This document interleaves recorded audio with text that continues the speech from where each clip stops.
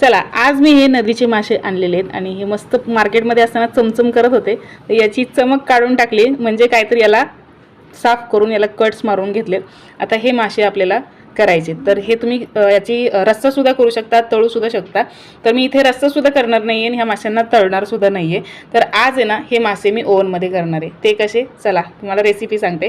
तर इथे मसाले घेतलेले आहेत, मसाले स्क्रीनवरती दिलेले आहेत. तरीसुद्धा ह्या मसाल्यांमध्ये मी काळा मसाला, घरगुती साठवणीचा मसाला, कांदा लसूण मसाला आणि हळद पावडर, चवीनुसार मीठ आणि 1 टेबलस्पून तेल. हो, आपल्याला तेल फक्त 1 टेबलस्पून वापरायचं आहे. 1 टेबलस्पून तेलामध्येच हे मासे मस्त कुरकुरीत असे होणार आहेत, मसालेदार होणार आहेत.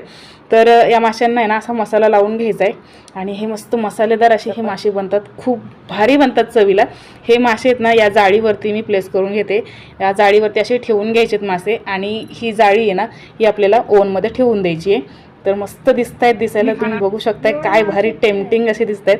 आधी ओव्हन आपल्याला गरम करायची गरज नाही आहे. हे मासे आपल्याला असेच डायरेक्ट ओव्हनमध्ये ठेवायचे आणि 250 डिग्री सेल्सिअसला आधी अर्ध्या तासासाठी हे मासे होऊ द्यायचे.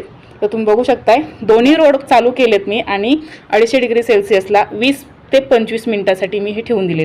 आधी 20 मिनिटं ठेवून दिले आणि नंतर एकदा चेक केलं, पुन्हा 10 मिनिटाचा टायमिंग वाढवला आणि मग पलटी केले. पुन्हा 20 मिनिटासाठी ओव्हनमध्ये 250 डिग्री सेल्सिअस वरती आपण हे मासे ठेवून दिलेले आहेत आणि हे 20 मिनिटांनी काढल्याच्या नंतर बघू शकताय काय मस्त कुरकुरीत हे मासे झालेले आहेत.